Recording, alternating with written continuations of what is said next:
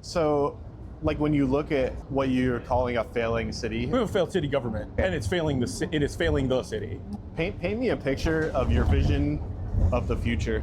I mean, I kind of hit on it. It's that community and like the actual taxpayer-focused government where right now our current city government is like the consultant industrial complex where we just pay a bunch of people to tell us what to do. And what they tell us to do is build another hotel. But it's like, what does a hotel do for like me? Like, what does a hotel do for the alleged crime issue? The city needs to take 15, 20 years and just pound the city with its resident-focused like planning and changes. My neighborhood has 4 of the 14 streets, 4 of them have sidewalks, and 2 of those streets, it's kind of like, there's sidewalks in some places, and then the other ones are like, everyone wants connectivity. Like, we need to make a plan for the next 15 years of how do we fix all the sidewalks, how we implement sidewalks, how we get like street lights. There was a 30-year ban on like putting in new street lights, and there was same with sidewalks. We unraveled the city for 30 years with banning of things. It's going to take just as long, if not longer, to undo that. So there needs to be a long-term commitment to resident-focused like infrastructure. So sidewalks, the roads, programs for our youth, our schools, like all of that stuff. So here's my vision. Scared rabbit, they've got you boxed in. Old habit, you draw the curtain. Lonely only if they ever leave.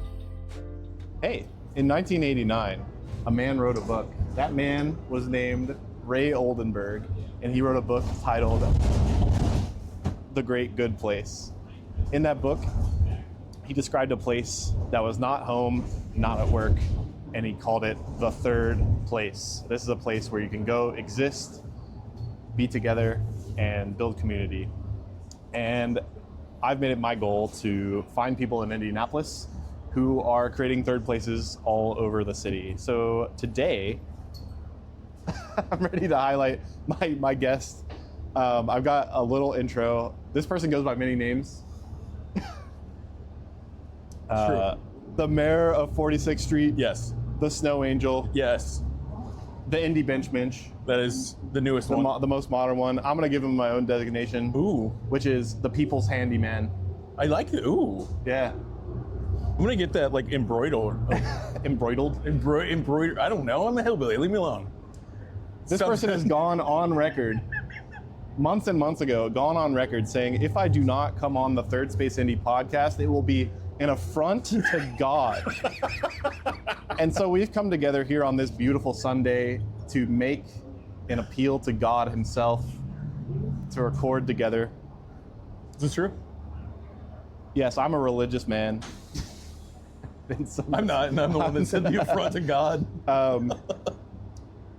Also, this person was recently featured in a Mirror Indy article where my good friend Peter, who I've never met, my good friend Peter Blanchard, yeah. Yeah. Cop Blanchard, that's what I'm going with. Peter highlighted the Indy Bench Mench as somebody worthy of reaching out to the police for a Yeah, arrest. he called BNS. Like, come on, dog. So as a result, I didn't think he went far enough. No actions were taken. So I just want to let you know, I've contacted the FBI. Perfect. And after we get on the off the bus today, you will be arrested. Wouldn't even be the first time. All that said, today's guest is the Indy Bench Mench himself, Anderson York. What's up? What's up? We are literally riding the bus. Believe it or not, we are riding the bus with, well, we thought Will Hazen was going to be driving it, but no, he's doing a training. We had like 4 guests back here. They all left because they did not want to sit with us anymore. That is true. We are a nuisance to the public.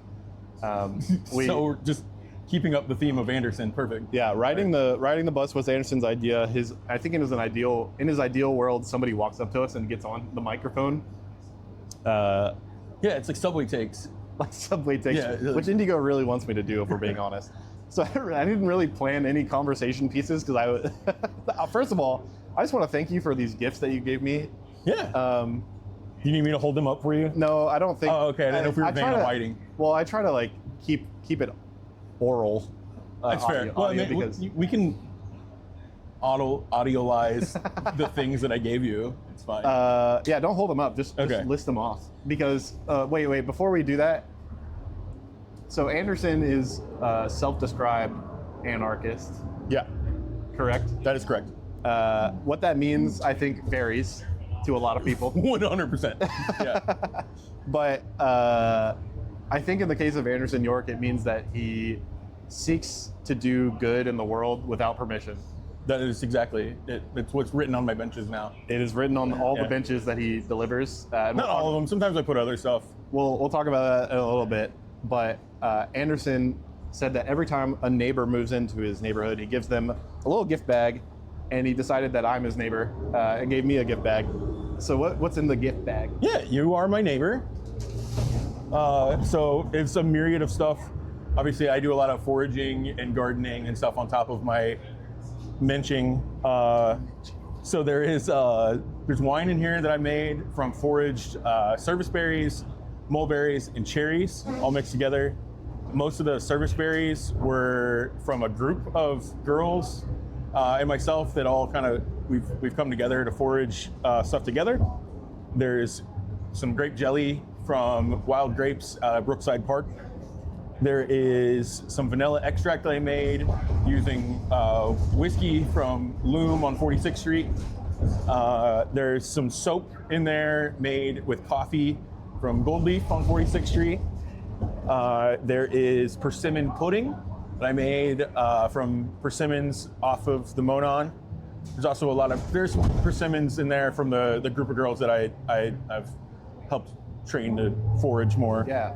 There's some pickles in there from my garden, along with some grape leaves off of my grapes that I apparently need to get you some more of. So I told you I'd make some stuffed grape leaves. I will give you all the grape leaves in the world in exchange for food. I will happily do so. It is that is a process, but I will happily do it. What else is in here? Oh, and some tincture that I made. It's good for like upper respiratory. So if you're like stuffy or you got a sinus infection, stuff like that, just do a couple dabs underneath the tongue. Take your conventional medicine too, but this is a herbal way of combating upper respiratory stuff. I just realized we're driving through Irvington, and this is making me realize how easy it is to get to Irvington on a bus. It's extremely easy to get everywhere on a bus. That's why it literally was 15 minutes from 46th Street to the transit station. And we are, the time isn't up here. I don't know.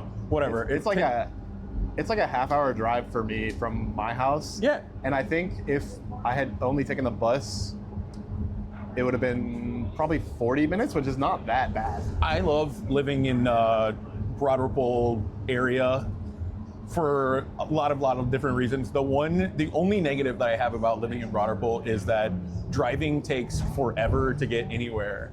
So you should just not do it. Amen. Yeah. I just don't do it. All right, Anderson, let's talk about, well, actually, I want to touch on the gifts that you said. Yeah.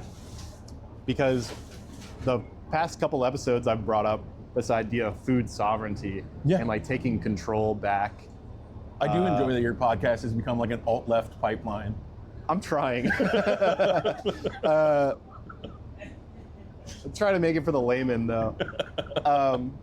That's why it's a pipeline, just strictly, blatantly. Can you tell me about how you got started foraging and creating and crafting and just making tinctures and soap? Yeah, so honestly, I think like most people, it was 2020 during the pandemic. I was there's somewhere out there is a shirt with my face on it that says York's Yum Yums on it. My wife has one, but there was more made. It sounds kind of dirty. I really hope that there's some Goodwill where there's my face is roaming around. I was selling bagels. I was making bagels out of my apartment and some other stuff, but bagels was what everybody wanted. And so that just kind of sent me down the path of creating more, cooking more. I worked at Rooster's Kitchen, RIP, during the pandemic as well. Ross Katz let me we did some farmers markets and he let me hey, there's some stuff in the freezer, go create. So I got to be kind of creative and just make whatever I wanted. And then kind of getting more into the foraging and stuff is just trying to connect more with like my surroundings, Indianapolis and things like that. At the same time in 2020, when I was let go from my like full-time job, before they let me go, they offered me like 4 different positions out west. They were just like, hey, come move to Arizona. I'm like, I'm fat, no thanks. Come move to Vegas. And I'm like, I hate gambling. Come move to Idaho. And I was like, that's not a real state. So I stayed, and the real reason why I stayed was my sister had a stroke. So for me, it was to stay and take care of my sister.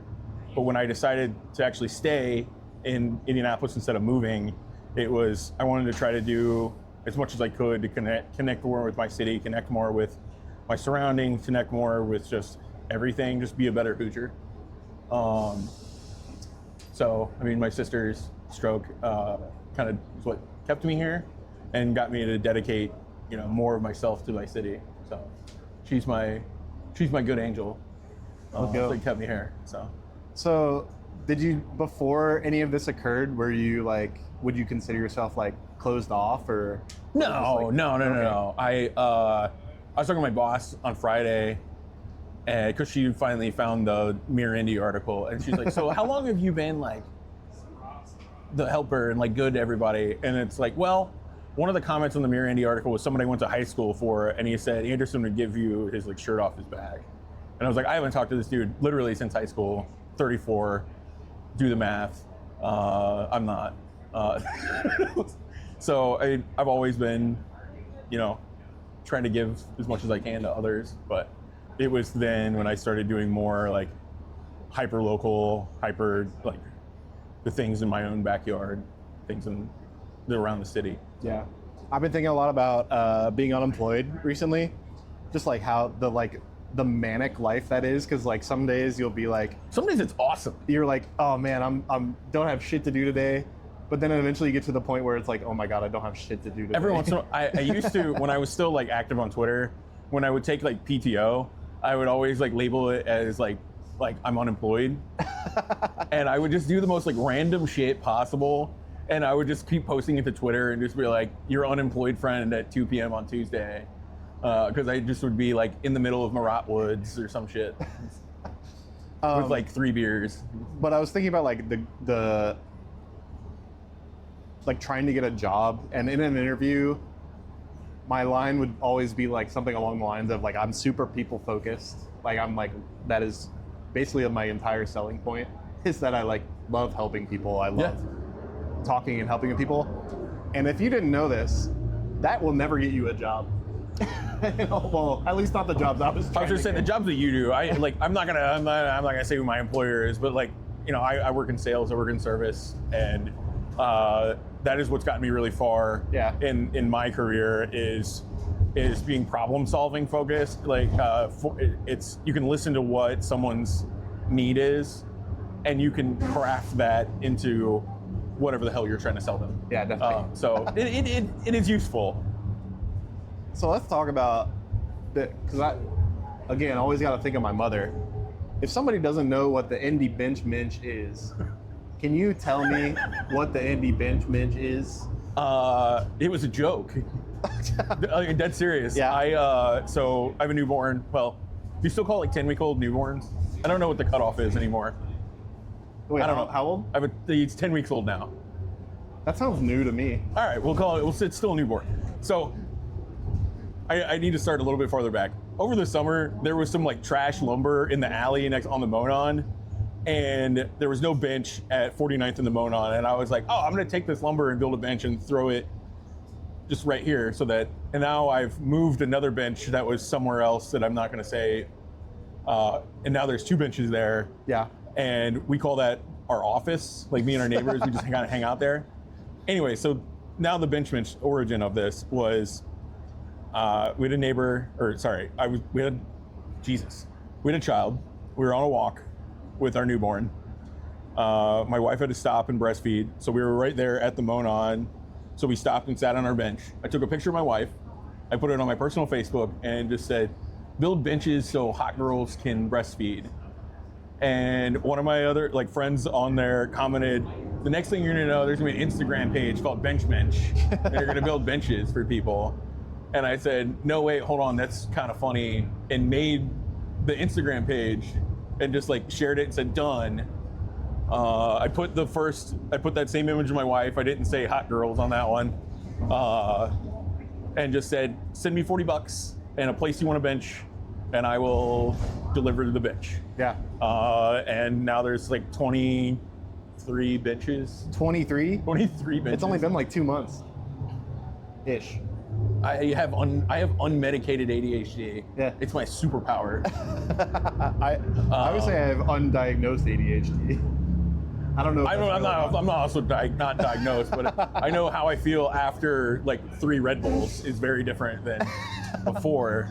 And it's like you're the opposite of what you're supposed to be. It's like hyper focused in. You're like, oh, this is ADHD. Real. Sick. 23 benches. Now, I remember I will say, ever since the Mirror Indy article, which was 2 weeks ago-ish. Yeah. I will say a lot of these came after that. Oh, okay. Because a lot of it was just people throwing me money and just saying, put a bench wherever. So I've had to put up a lot of like, hey, where do you want to be?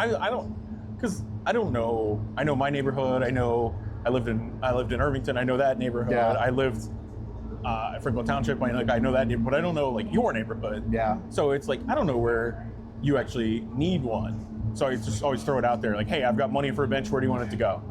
Yeah. It's sort of like that conversation around like, when people see that you're doing a lot of work, they go, hey, I would love to help you. Just let me know how. Yeah. It's like, I don't know how you can help me. I need you to tell me. I get that a lot where people are like, hey, can I come help like build benches? And I was like, I don't know. I did do that to you. You did do that. You're fine. But it was like randoms. Yeah. And I'm like, I'm not just gonna like come have you hang out in my garage. And then I've also had a lot of people that, it's always funny, like they'll throw me money and they're like, oh, here, pick a bench wherever. And I was like, I'm doing this at cost. Like, I'm not really making, and you're putting it through my Venmo, so my personal Venmo. So I'm gonna end up paying taxes on this. So I love what you're doing, but don't just like throw me money if you don't actually have an idea. But I do love the support. I'm here for it. Yeah. I don't want to like stop anyone from doing it. Oh, but what I was saying though is that I feel like since the Mirror Indy article, I've seen people in other cities who have been doing this. Yeah, like Cincinnati's done it. Cincinnati, long time Seattle, some other place. Yeah, Cincinnati, they actually like did it and then worked through their city government to make it legal. Yeah. Cam Hardy, I need to talk to him about that because he was involved in that. So that's what I meant to ask Andrea Hunley when I was with our like weird, this is our like a strange child together photo. That was a very odd photo. I showed up with this bench and they're just like, hey, everybody go, like take a seat. They sit Andrea Hunley next to me like we are right now, and I'm just like, my hair is all crazy because I don't know. I have a 10-week-old. Like sometimes I look crazy. I'm pretty sure you weren't even planning to be there that day. No, I wasn't. It was like an hour before someone was like, hey, can you come bring a bench to this? And I was like, I have one that's supposed to go at 10th in college. I'll bring you that one, but you have to take it up there afterwards. And I did partake in taking it up there. Thank you. I carried it 3 blocks. It was not light. They're heavy benches, man. They're nice. So, you bullied me. I do. I did. Actually, that's also in the bag. I gave you a bus route map. Oh, this cemetery is nice. Sorry, I'm like a cat or a dog. I used to be called a golden retriever. I just like look at things that I'm awesome. My wife calls me a golden retriever. Like I did a Flanner House like tree giveaway thing, and I realized I'd been there for hours, hadn't eaten anything, so I went over to Cleo's and got a sandwich, and I ended up just sitting at Cleo's talking to random people, just holding the sandwich, never eating it. And then I come back to the tree thing, and it's like 45 minutes later, they're like, where the hell have you been? I was like, I just yapping. I just forgot. And I still had the same uneaten sandwich in my hand. It's a great sandwich. If you haven't had Cleo's, I have had Cleo's. it rules. When I went to go talk to Nick Selm, actually, which is actually what I want to talk about. Okay. These people around town who inspire you or have inspired you or you inspire them, that sort of cyclical nature of You've had a few of them your kind of work. Yeah. Can you talk about people like Nick Selm and Sierra Knuckles and maybe other people I haven't met yet who do work that inspires you? Yeah, so Nick you've had him on. So Nick runs the feed program at Flanner. Like the whole Flanner organization run by Brandon Cosby. If you want like a huge vision of what Flanner, like Brandon would be a good one to talk to. But so Nick was one of the first people to encourage me to come out and just like share my knowledge with other people. He reached out to me and was like, hey, I want to teach people how to build garden beds for free. Just using like pallets that we have at the farm. So I sat down, did a couple different designs, and we ended up just going with like the easiest one possible. And it's literally just 4 pallets put together with some fabric, like garden fabric. Yeah. And, we do a hugel method. Which what? Hugel? Can you spell that? No. It's German. It's like layering. You put like tree logs at the bottom, then tree branches, then leaves, and then other compost and stuff in. Basically, you're creating biodiversity that will break down over a long time to create the nutrients that the garden actually needs. Got it. And because you have lifted it from the ground, right? And correct. That's where it becomes more difficult. Also, so that you're not putting, pallets are like 3 feet high. You're not putting 3 feet by 9 cubic yards of soil, which would be ungodly expensive. Whereas there's trees everywhere. Yeah. Like throw that shit in the bottom. So that's like Nick was the one that first encouraged me to like come out and like share. Sierra's a person that I've always kind of watched from afar and watched what she does. I used to have one of her boxes at my own house, and then I've like helped her out a couple of times where she'd be like, I need someone to come pick up and move boxes. She was always someone that I would just do random like work for. But then when we had the snap ending freeze, yeah, thank you. You see online, everyone's like, what can I do to help? What can I do to help? Sierra had a post where people were asking her for boxes. She said she's completely out of boxes. I had a bunch of random money from like people were like, hey, build a bench wherever. So I reached out to Sierra. I was like, hey, what if we take all these people that want to do something to help and hold a workshop and just build a bunch of boxes, and we can just send them out into the world. So when we created on that day 24 complete boxes. There's another 7 or 8 that are not complete that we're actually going to use as like produce stands, and so that those can go out into the world. And so there's nearly 30 new like access points of food throughout the city. So that was really fun. That was really cool to get to able to do. Yeah. Is there anyone else around Indianapolis who's like, and if you don't know their name, that's cool too. Like, just someone doing stuff that's like interesting to you. There's a lot. I don't want to give names. There's a lot of like. So you don't want to get banned? No, yeah. No, I don't want to give names. So okay. What I'll say is there's a lot of like city employees that are doing a lot of like hidden background work because we live in a failing city. Yeah. Like, and because of the leadership of our city, it's a failing city. Yeah. But there are like city employees that are like holding this shit together, and they're fucking awesome. Same with Indigo. There's like hidden Indigo people that have thrown some support my way. My biggest fans are just the people of Indianapolis. Yeah. Like the people of Indianapolis will show up and show out for anything and everything. Like they love committing to our city. Yeah. So. I was walking around with Jesse Brown the other day, actually. We got coffee. And we were walking down Michigan Street. We walked past Alley Cat. And like a block from Alley Cat, well, about 2 blocks from Alley Cat is the women's prison, which is ideally going to get renovated. Sorry, when you say Alley Cat, I think Broad Ripple. Sorry, Alley Cat Ceramics Yeah. on Michigan. There's so many things named Cat in this city. Yeah.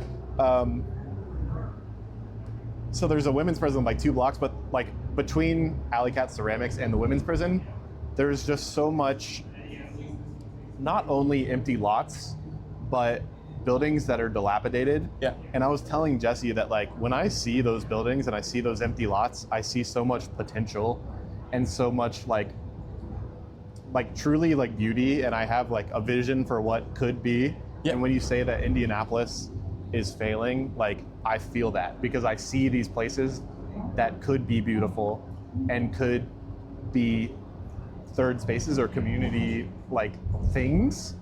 My radical take is that the city should basically, like, if there's these dilapidated properties and they haven't done anything with them for 5, 10, whatever the appropriate, way of like, they haven't done anything with this property for 5 years, it should be seized, and it should be like the community, if there's a community organization within that area, it should be essentially given to them to decide, like, to do something with. Yeah. Because there's people who are just like sitting on land or dead buildings, just waiting for. And there's so many something. people like within your own community that have an idea, but they don't really have the money or the means to like buy these properties to do these cool things. So the city should be encouraging, because that's the thing, is they're sitting on these empty buildings that they essentially just use as a way to not pay taxes. So the city should take them and then give them to people that will actually pay taxes. Yeah. And that will benefit it will create a benefit within the community, and then also a benefit to the greater like Indianapolis with creating a larger tax base. Yeah, definitely. I actually share that view. I just couldn't phrase it as eloquently as you. No one's ever said elegant about me. So. I don't know about that. One time when I was a freshman in college, the RA, not my RA, but of RA of a different floor. I lived in Forest at IU, Bloomington, shout out. He gave me like, I don't know, it was just an observation. It didn't feel like an insult or a compliment. He was like, Michael, you seem like somebody who wants to be perceived as deeply silly, but is actually like on the inside, like pretty serious. And I was like, I think you're kind of right. It's like, I'm like a pretty serious person, but when I drink too much coffee, it gets silly. Is Will Hazen smoking a cigarette? Yeah, Will smokes ciggies. Oh, I didn't know that. Yeah, he's a heater. I've seen him like when at the bus stop by his house, waiting to like make a connection, and he's just throwing back darts. I love the kid. That was I think the first time that we connected. There was something you were talking about third spaces, and it was about like when people stopped smoking cigarettes. It was like the biggest lost third space. I think that was the first time that we communicated. I've never smoked a cigarette. I don't think you do either. I don't either. But it's real. Like it is. So many people are working, and then like they take a smoke break and they go outside and they talk about literally not work. Yeah. And that is a third space. Like going outside and talking about not, we're like, and now that we're like vaping inside, you're like a terrible person, and then also not going outside and like being a part of the collective. Your haters need haters. I do need haters. So the current mayor of New York City, why is his name escaping me? Eric Adams. Eric Adams. Funny is, he's one of those people that if he existed outside of government and I just got to see him just outside of government, I think he's the funniest person. Just like Donald Trump. Yeah, yes. Born comedian. Literally. Yeah, like, this is my like terrible take. We should have had like Mitt Romney as president or something terrible. And then Trump should have been like press secretary. That would have been fucking hilarious. A lot of terrible shit would still happen. But we would just like, Trump would just be the like the funny guy? Yeah. On the side. So current mayor of New York City, Eric Adams, has gone on record to say, turn your haters into waiters at the table of success. And that's my favorite thing to say. I say it to Anna all the time whenever Anna will be like, Michael, why are you doing that? I'd be like, Anna, turn your haters into waiters. I'm here to serve. Hey, Third Space Indy is sponsored by cityrising.org. Shout out to Mark Lotta for sponsoring the podcast. City Rising is a social impact studio that leads and supports innovative projects that strengthen, celebrate, and repair people and places. So if you're a people, or you live in a place and you're interested in improving your built environment, your community, or the world you live in, reach out to me or reach out to Mark Lotta at cityrising.org and we'll get you connected. Let's do it. But Mark has sponsored a question. Have you ever met Mark? Yeah. Oh yeah? Yeah. A couple times with like cottage home stuff. We've like hang out at the cottage home like park. There's like a dad's bonfire over there. And then I went to the like Jesse Brown like march through D13. I think it was mostly it was a show of like to VOP of like, would your constituents do this for you? Yeah. Nah. That's how I felt at the ILEA meeting. It was like a charter school person would go up, say their statement that sounded like scripted. Oh my And god. wait. Oh my It god. sounded super scripted, like silence, and then it'd walk away. And then an IPS supporter would walk up. It's like say their genuine from the statement. heart. It's genuine from the heart, and people would go crazy and like clap and stuff. And I was like, okay, I see where the people's hearts are. Dude, those charter school, I don't want to get into a charter school thing on here. No, but- that's a future conversation on the podcast. But like those charter school like are so bad what they give people. Because I was at the State House for one of these, and they had a lady up there. They brought this Hispanic lady out to like speak Spanish and bunch of rural Indiana Republicans. Like, yeah, sure, that's gonna go great. Yeah. But this lady, like, it was saying that they were gonna take her buses away, like from her kids, and they were like afraid, like. And then she said her kid goes to an innovation school. Yeah. And I was like, no, dog, you get buses for free through IPS. Someone Like, told me that a lot of these charter schools, we don't have to keep going on this tangent, but a lot of charter schools intentionally choose not to take the IPS bus like service so that they can then go to these ILEA meetings and complain about it. Dude, like it's shooting yourself in the foot to like then say that he shot me. Like, what are you? Anyways, Mark Lotta has sponsored a question on the podcast, which is, what is a third space to you? To me? To you? Well, obviously, so Indianapolis, like just The whole of the city. the whole city, but just utilizing the city. Like obviously, I make these benches so that you go out and these benches are a third space, and it's creating a third space within Indianapolis. A lot of them are at bus stops, but there's one that's just at this like empty lot that dudes hang out at. So use Indianapolis as your third space. There's a lot of like really cool spaces within Indianapolis that need to be utilized more.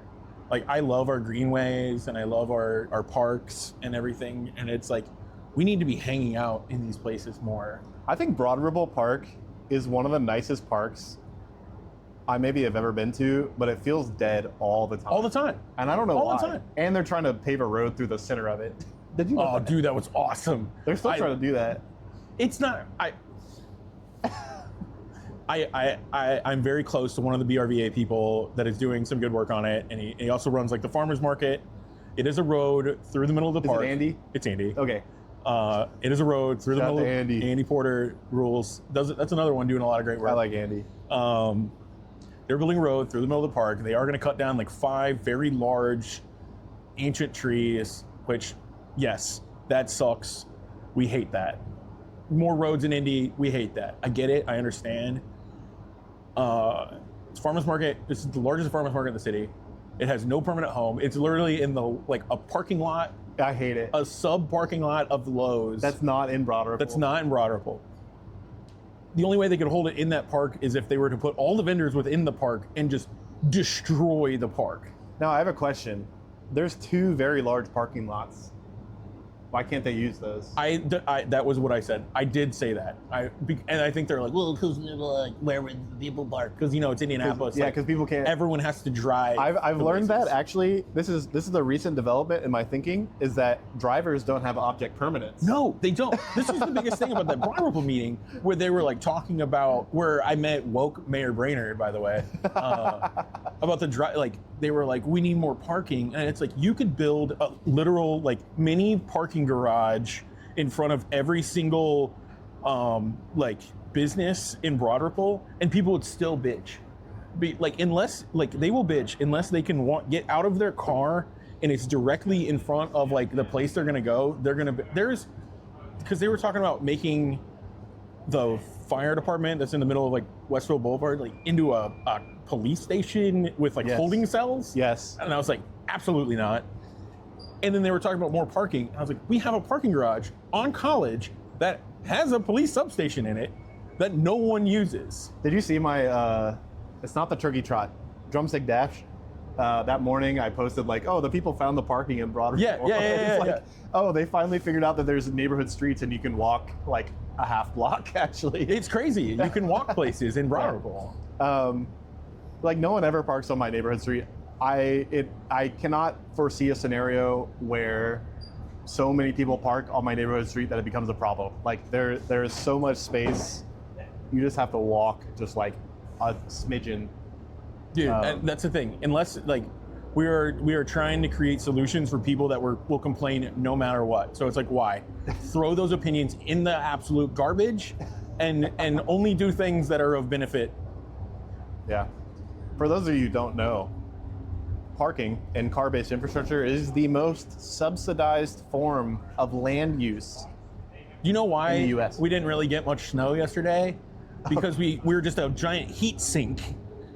So it creates dry air, which all that moisture just like creates that bubble. Like so that like all of these streets and lanes and parking lots and everything is why we didn't have snow. I saw that. If you want snow, you want a real snow day, get rid of lanes. So we were, for context, on what Anderson just said, like we were supposed to get like 4 or 5 inches of snow. Yeah. Up to 6 or 7. I'm a 10-year-old. But I was seeing these graphics from local like meteorologists that just like the snowstorm, it looked like a conspiracy theory that is that the Someone snow said it, just like went around the city, which is like crazy.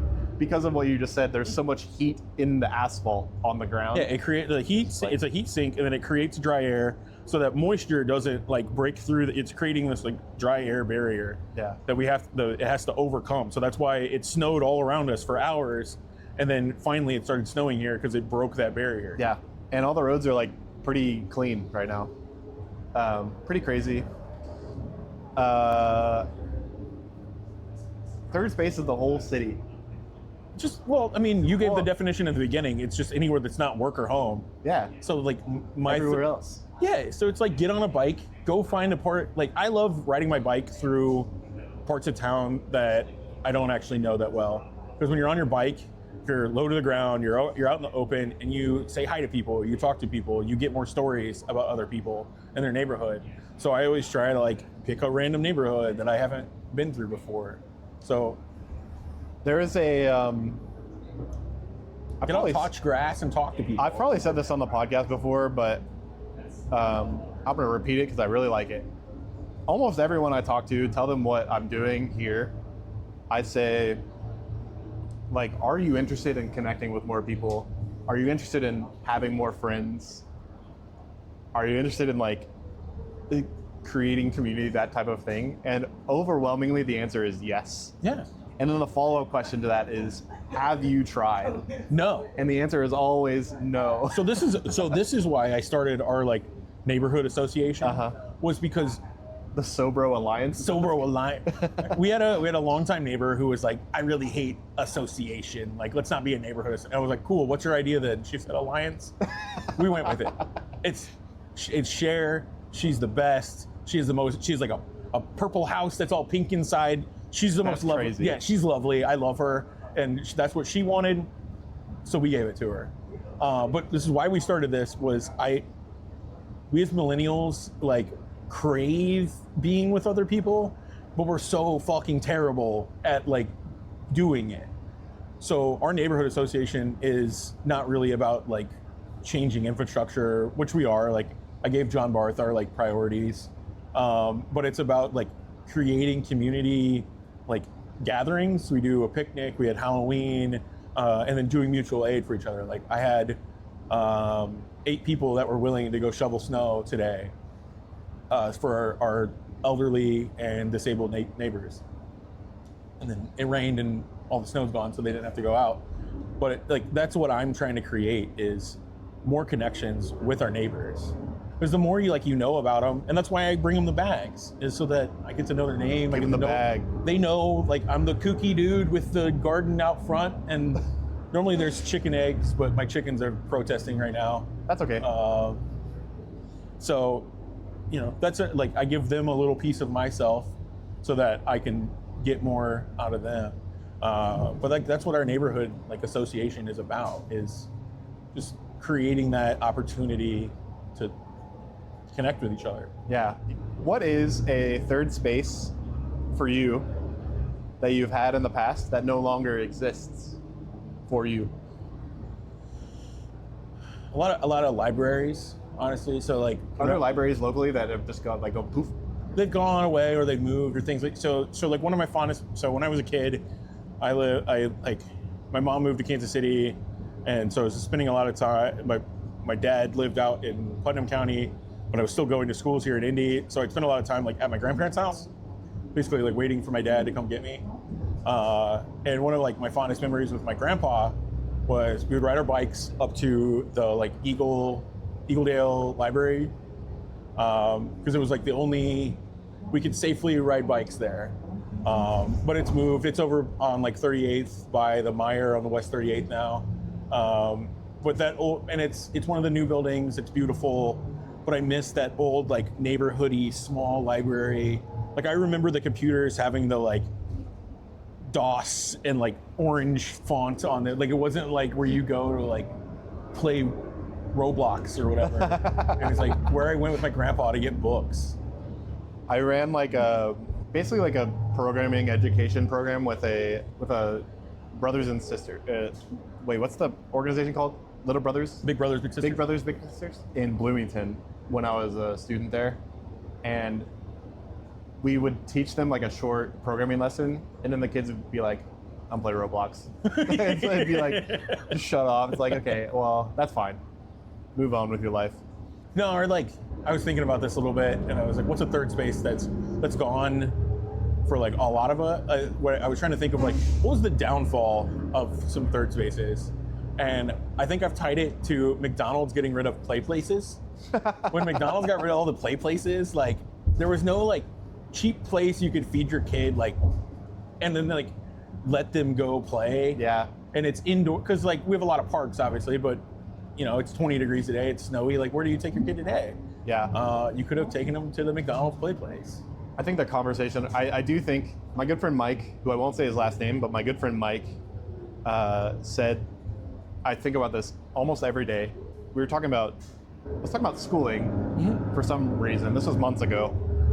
And then Mike just said, children are the most hated minority of any like any group. There's no profit in like there's no like tangible profit off of like children, like creating spaces for children. There's no tangible profit, so they just do not. And that's why when they say there's like a youth crime problem in the city, and it's like, well, what the hell have you created for these kids? Yeah. Not a damn thing. Yeah. Like take some of these dilapidated places that you were talking about, create spaces for kids, or like it could even be for like some of the older kids, create incentives for like putting kids to work. Like have some of these put them to work. Put the kids yearn for the mine. Yes, that's what I say. Like my son in particular, he loves building the benches. He loves building things, and it's like, and he's only 10. Yeah. So there's kids that want to do these things, and they want to be engaged. Yeah. Give them get some of these like contractors across the city. Incentivize them to give an apprenticeship to a kid, 16, 17, 18-year-old, whatever. put some cash in their hands, put some time, outside. There is actually like, there's a high school program. It's called like Young Entrepreneurs, or I forget what. Do you know what I'm talking about? It's like There's a couple different schools that have that, like Tech. So Tech has some good programs. They have like a carpentry program, the auto shop. There's welding. You can do welding there. There's a lot of like that stuff there. Well, and obviously Ben Davis does the Career Center. Yep. That's why when I went to school at Putnam County, we had like Area 38. And if I would have graduated from it, I moved back to Indy, but if I would have graduated out there, I probably would have gone to Area 38, done the like diesel mechanic program, and worked on like Cummins or whatever, and that would have been the story of Anderson. But I moved back to Indy, and what was I gonna say? But yeah, like I think I'm not a child, so I can't say this with certainty, but I just feel like you need to pull their attention away from whatever they're doing to engage them, and then they don't do trouble. Yeah, that's why Fortnite's so effective, because it's like it melts your mind. But it's the same. So Roblox. So I've read this before about Roblox, because there's no like end to Roblox. It's just a constant, just dopamine fix. It just constantly gives you satisfaction, and like that's why they get addicted to it. Yeah. And you ever played Magic the Gathering? My dad did. I wasn't really like. There's like a joke that says like, get your kids into Magic the Gathering so they don't do drugs, but they'll still be poor. They're spending so much money on cardboard. Yeah. No, and that's something that we need to do. Like, we need to engage the youth. And there's, we always talk about the profit motive of it, and it's okay. Well, how can we incentivize? We pull that out of the public safety dollars, because if you're saying that it is a crime issue with kids, then cool, it needs to come out of public safety dollars. Yeah. And then the same with, I've heard that like Indigo is going to get targeted by the State House because they're saying the Indigo budget is higher than IMPD's, and I believe public transportation is public safety as well. 100%. Creating ways to go to work, engage in your community, all these things reduces crime. So well, there's that, but also like we just got done with a Safe Streets protest a week ago, and this removes so many cars from the street. Yeah. And like, if the more cars you have on the street, the less safe it is. That's the thing with like Vision Zero that always frustrates me, is so many like motorists get upset about Vision Zero, and it's like, if you actually read Vision Zero, like 80% of this is about making sure that cars don't crash into cars. Yeah, 100%. Wow, we've been going. I'm a yapper. We can yap for a while. Yeah, we'll go until we're back at the station. Yeah. Every episode, I ask a question from the previous guest. Ooh. The previous guest is Amanda Gibson. Yeah. From Amanda and Indy. She asks, what fictional food would you want to eat? She said the burgers from Bob's Burgers, or like be able to go into their restaurant. But she also mentioned the food from Hook. I think mine's pretty, like, I'd say like the ratatouille from Ratatouille. Because like I'm a fresh vegetable, I'm a big garden guy, so like fresh vegetables, like I want to know what, like, taking that bite that just, because that's the cool thing about like food. A crazy flashback. Yeah, like flashback to Nam, but like your mom making. So like, yeah, they're like Ratatouille. That's funny.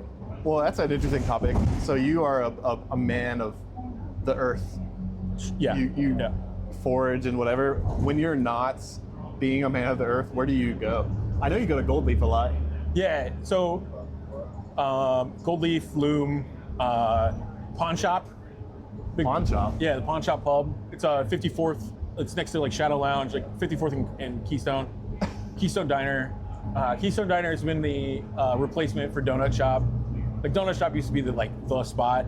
You could get breakfast, like a big ass plate of breakfast for like $5. It was fucking awesome. Yeah. I feel bad. One of the old Asian ladies that used to like work there now is like a door greeter at the Meijer across the street. Oh. And she has to just like look out at her like last employer all day long. But I mean, I travel the state a lot for work, so there's a lot of places like outside of Indy that I love too. I think Muncie Savage's Ale House is one of my like favorite places, just for a grilled cheese. It's not their own. It's the old Denny's like Texas toast with cheese and then like the mozzarella sticks on the inside. That sounds good. It rules. It's like 4,000 calories, but it's awesome.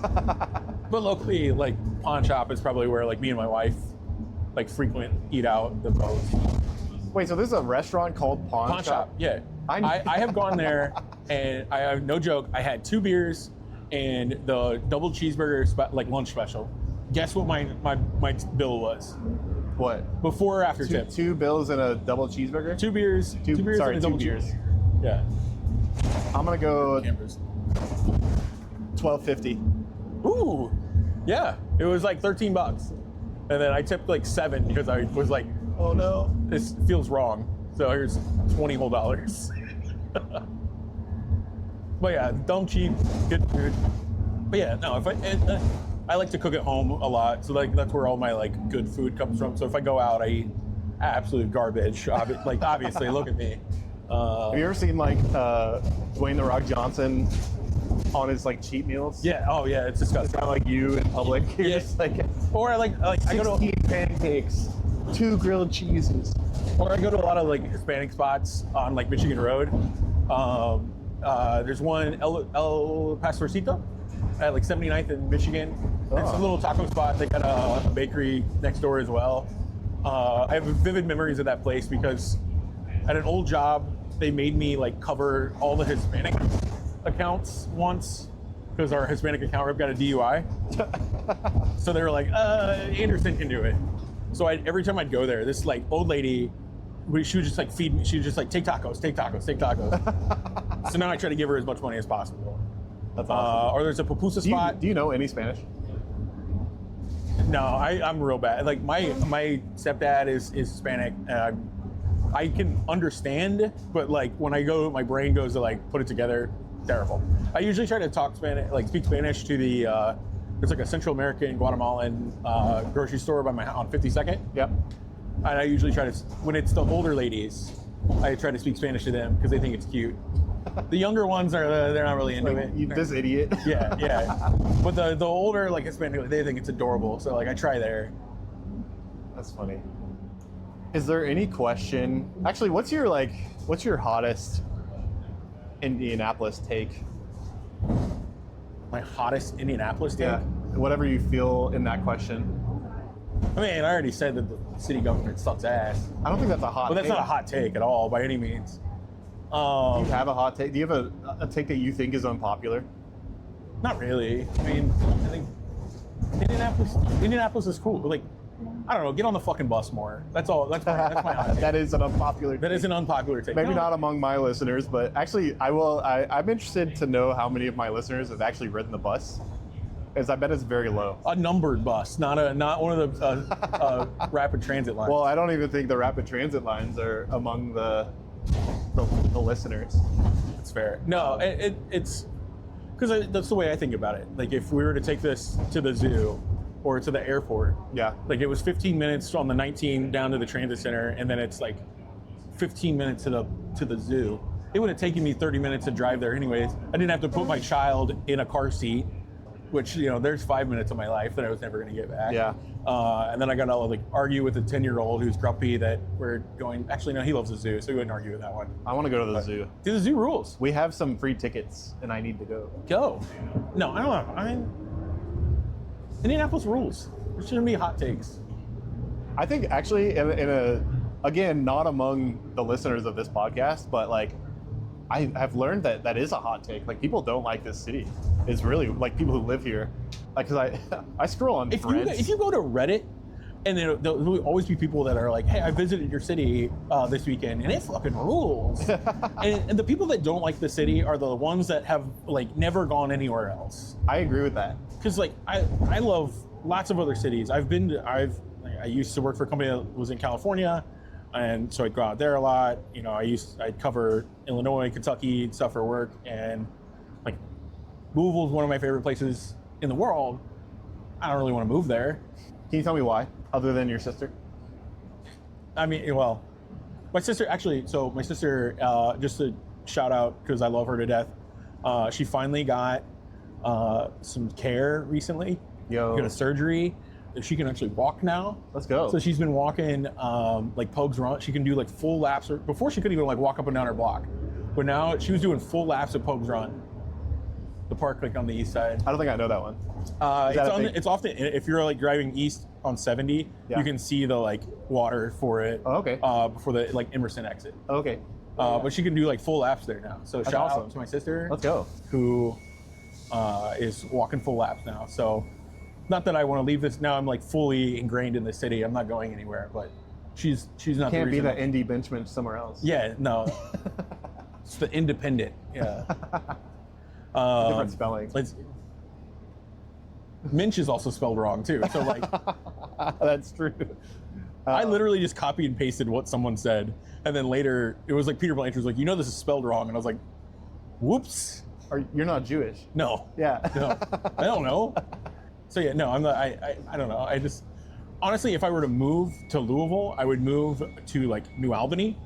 That's not Louisville. I know. I know what you're saying. I know, but I would move to New Albany because it's like the cutest little town that you can like hop, skip, and jump over the river to be in Louisville. And I got some friends that live in New Albany and stuff like that. So, So what do you think it is about? I'm asking a challenging question here. It's Okay. either what is it about other places that does not compel you, or what is it about Indianapolis that does at this point? Or answer both if you can. one more time. What is it about other cities like Louisville that does not compel you to want to move there, even though you really enjoy them? Or what is it about Indianapolis that does compel you to keep living here? I mean, so like I'll use Louisville as the example. I don't know. I just didn't feel connected to the city. I didn't feel it's really Indianapolis is kind of shuttered off in the neighborhoods as well, but we all kind of have like a common ground where we all come together and care about each other. But like when I'd be in Louisville, like the far was that like East End, like everyone hated. That's like pretty funny. if you're in like Germantown, like you hate the far East End and stuff. I think that's true. Yeah, but it's like I don't hate any part of Indianapolis. Like, I don't want to live in Perry Township, but Perry Township has like no bike infrastructure. They had no benches. They had no stuff. Like I went down there and provided some of that because they need it, they want it, and like so. I don't know. It just kind of felt like they didn't care about everyone in the city. We're in Indianapolis. We care about everyone. That's an interesting perspective. Do you think that like? I mean, like I don't care. I don't like Caramel. But that's I'm not going out. Indianapolis. I know. But I'm saying You that's just what wanted I to feel. drop that in there. That's what I. Yes. I feel like the far east end of Louisville is probably like Hamilton County. Would be like That's the actually equivalent- like a really yeah. you're It's right. pretty much Hamilton. So like maybe my comparison is wrong. But like I don't want to live in Hamilton County. So, like when you look at what you're calling a failing city or a failed actively city, We have a failed city government, okay, and it's failing it is failing the city. what in your mind is the paint me a picture of your vision of the future? I mean, I kind of hit on it. It's that community and like the actual taxpayer focused government where right now our government is not contractor, but Oh, like consultant? yeah, our current city government is like the consultant industrial complex. Yeah. Where we just pay a bunch of people to tell us what to do, and we never do anything that's like. And what they tell us to do is build another hotel, but it's like, what does a hotel do for like me? Like, what does a hotel do for the alleged crime issue? Yeah. This is why woke Mayor Brainerd said there's no crime, not a crime issue in Broad Ripple, and we got to do something about all the cars. This is why he's woke Mayor I Brainerd. can't believe he said that. That's like, what a good guy. Yeah. Well, for those who don't know, Mayor Brainerd is the ex-mayor of Carmel. So all the things you like about Carmel came from him. Well, Sure. the planning. The planning, yeah. They had empty field, they were able to plan with basically an empty palette. Yeah, he did say that at the first community Yeah, meeting. whereas like in Indianapolis, we have 200-year-old streets where we're trying to put rapid transit stations, and they're having to pull up railed lines where they had just empty cornfields. Yeah. So a little easier to build out up there. I don't know, what was it? Where was I at? You're talking about Woke Mayor Brainerd Woke Mayor Brainerd. fixing the city. No, so that's what we need to do. Just the city needs to take 15, 20 years and just pound the city with like its resident focused like planning and changes. We should be, my neighborhood has 4 of the 14 streets, 4 of them have sidewalks, and 2 of those streets, it's kind of like, there's sidewalks in some places, and then the other ones are like, everyone wants connectivity. Like, we need to make a plan for the next 15 years of how do we fix all the sidewalks, how we implement sidewalks, how we get like street lights. There was a 30-year ban on like putting in new street lights, and there was same with sidewalks. We unraveled the city for 30 years with banning of things. It's going to take just as long, if not longer, to undo that.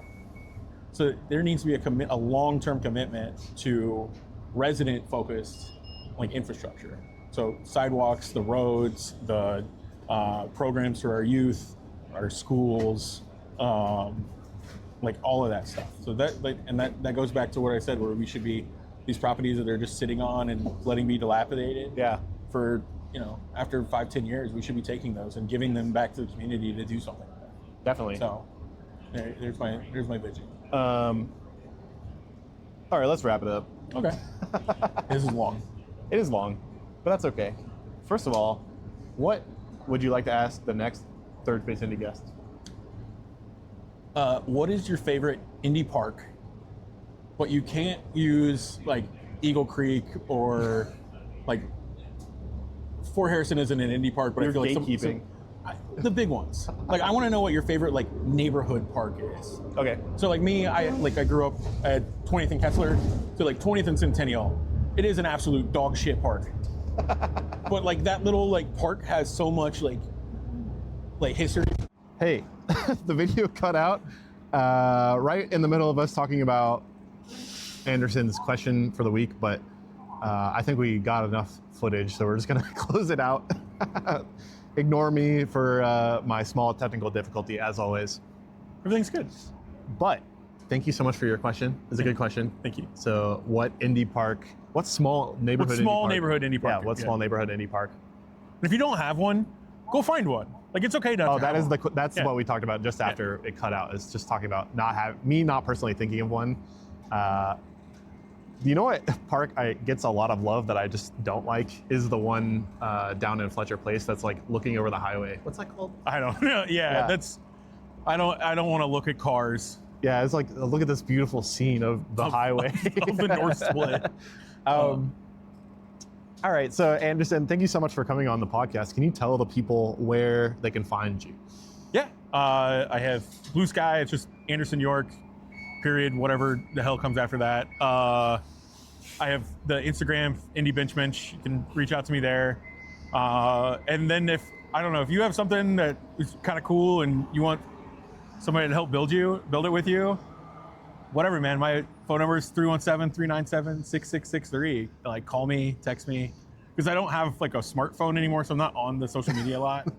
I'm not on the social media. Not on, yeah. So, yeah, if you have something cool that you think I can help with, reach out. Let's go. Let's do it. I still think you're so brave for putting your phone number in this podcast. Dude, I will not be cutting it out. Although we did mention that is easy to... It's the easiest thing to find. Like, it's everywhere. You could probably find my phone number if you tried hard enough. Or even not that hard. I don't know. Phone number, address, like employer, all that stuff is way too easy. Please don't look up my address. Don't come to my house. I will meet you anywhere except for my house. Don't come to my house. My neighbor learned to not go in my garage after midnight looking for beers. Do you have like gremlins in there or something? I'm not going to mention on your podcast what I did. Hey, thank you so much for listening to this episode of Third Space Indy. I'm so cold. You can find me at Third Space Indy on Instagram or at thirdspaceindy.com, where I write a blog every week. Thank you so much to Mark Latta and cityrising.org for sponsoring the podcast. And thank you to the local artist Jennison for allowing me to use your music as my intro music. I really appreciate it, as always. One day I'll give you $1 million. Well, if I ever get $1 million to give you. Thanks so much for listening or watching. See you in the next one. Goodbye. I'm going to go inside of this building. Goodbye.